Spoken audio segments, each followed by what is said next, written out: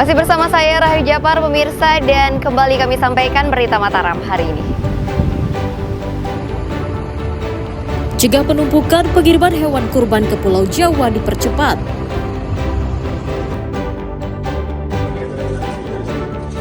Butuh tambahan dana untuk menikah, sepasang kekasih di Mataram nekat edarkan narkoba.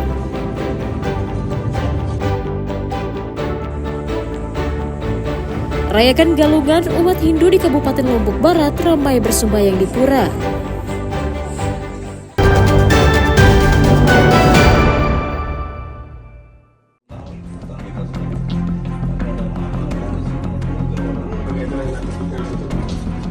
Sepasang kekasih berinisial JBH 24 tahun dan DR 20 tahun diringkus Satuan Reserse Narkoba Polresta Mataram karena diduga berkomplot mengedarkan narkotika di lingkungan tempat tinggalnya di Kecamatan Ampenan.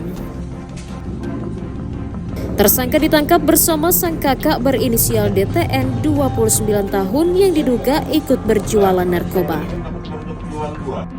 Polisi menyita sabu-sabu seberat 4,96 gram, alat isap, ponsel, dan uang tunai ratusan ribu rupiah sebagai barang bukti.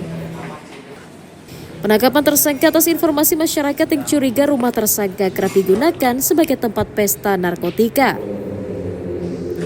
Selain mengedarkan narkoba, ketiganya juga pengguna aktif dibuktikan dengan hasil tes urin yang positif.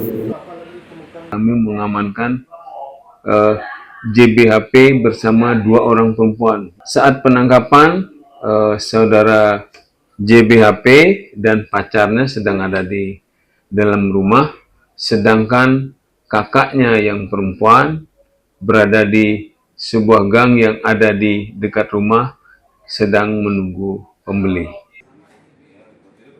Tersangka mengaku menjual sabu-sabu untuk tambahan biaya menikah. Dari kapan kamu melakukan kegiatan kayak begini? Semingguan lebih. Semingguan lebih. Apa yang buat kamu sampai mau jual ini lagi? Mau jual sabu ini? Buat jadi tambahan uang nikah. Dari tambahan nikah ya.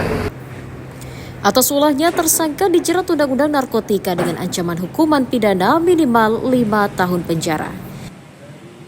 Awaludin dari Kota Mataram melaporkan.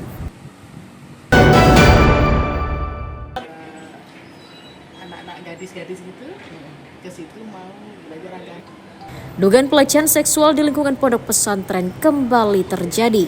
Di Mataram, Nusa Tenggara Barat, sejumlah santri dan mantan santri melapor ke polisi karena menjadi korban tindakan asusila oleh gurunya. Hingga Rabu pagi, jumlah korban yang melapor mencapai 6 orang dan telah diperiksa oleh Tim Perlindungan Perempuan dan Anak Polresta Mataram. Ironisnya, pelaku adalah seorang pimpinan pondok pesantren tempat mereka sekolah berinisial AF 60 tahun yang beralamat di Lombok Barat. KPAI mencatat sekitar 20 korban santri dan mantan santri diduga menjadi korban pencabulan oleh pelaku sejak tahun 2016 hingga 2023. Para korban diiming-imingi akan mendapatkan keberkahan ilmu jika mau disentuh atau disetubuhi oleh pelaku. Korban ini adalah alumni dari pondok itu yang terinspirasi kira-kira begitu dari film Bid'ah Malaysia yang kemudian kok di film itu hampir sama dengan pengalamannya waktu di pondok yang dilakukan oleh si terduga pelaku ini, sehingga kemudian karena film Walid itulah kemudian memberanikan mereka untuk speak up. Kepolisian masih menunggu korban lain yang akan melapor. 4 laporan minggu kemarin dan minggu ini kita mendapatkan laporan 1 laporan. 4 laporan minggu lalu itu laporan kaitan dengan pencabulan terhadap anak atau terhadap santri di pondok pesantren tersebut. Dan untuk minggu ini laporannya ada 1 laporan baru pagi tadi datang, itu terkaitannya laporan tentang persetubuhan terhadap santri, dan itu yang lapor semuanya adalah mantan santri. Berapa banyak mereka Pak kalau dari catatan polisi? Untuk sementara kita masih mengumpulkan atau menerima laporan itu sekitar 6 orang. Untuk menghindari aksi main hakim oleh warga, polisi saat ini telah menahan AF dan tengah menjalani pemeriksaan terkait dugaan kasus yang menjeratnya. Awaludin melaporkan dari Kota Mataram.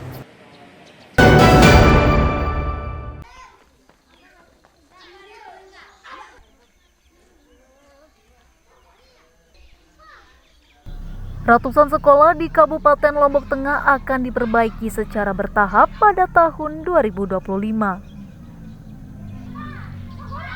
Dinas Pendidikan mendata dari 317 sekolah yang mengajukan perbaikan, sebanyak 100 sekolah dipilih untuk direnovasi pada tahap awal.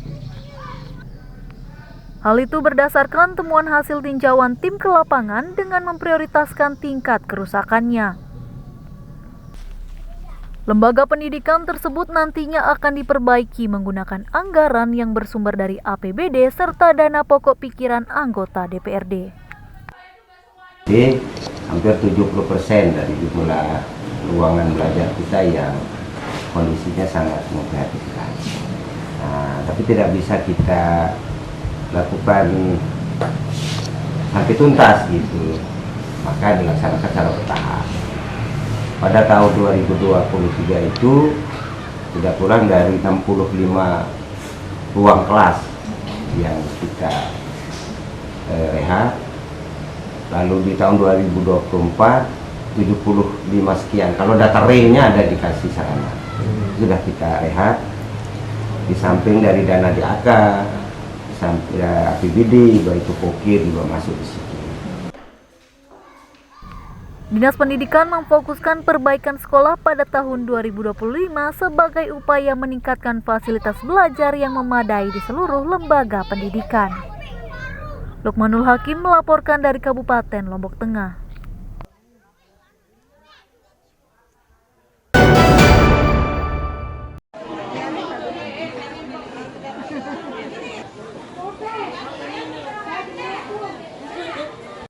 Harga bumbu dapur seperti cabai dan tomat di sejumlah pasar tradisional di Kabupaten Lombok Timur mulai turun sejak 2 pekan lalu. Di pasar tradisional Pancor, cabai rawit dijual Rp80.000 per kilogram, turun Rp70.000 dari harga sebelumnya. Cabai merah besar kini dijual Rp20.000 per kilogram, turun Rp25.000. Sementara tomat yang semula dijual Rp15 hingga Rp17.000 per kilogram, kini turun menjadi Rp8 hingga Rp10.000 saja per kilogram.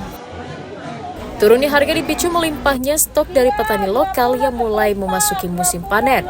Meski tidak sulit mendapatkan pasokan, pedagang mengaku hanya mengambil sedikit keuntungan agar dibeli konsumen. Kalau cabai kecil gini 80. Kalau cabai gini 20.000. Ya, kalau tomat 10.000. Ini artinya sudah 8.000? Iya, sudah normal harganya ini. Sejak kapan biasanya? Udah berapa minggu ini? Harganya jadi tadi ini 15. Ini 120. Tapi sekarang turun. Berarti kita banyak stok saat ini? Iya, banyak stok. Kalau kita tidak stok segini itu harganya kadang-kadang semakin tinggi.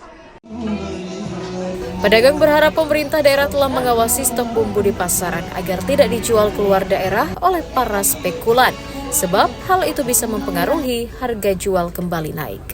Muhtarim melaporkan dari Kabupaten Lombok Timur.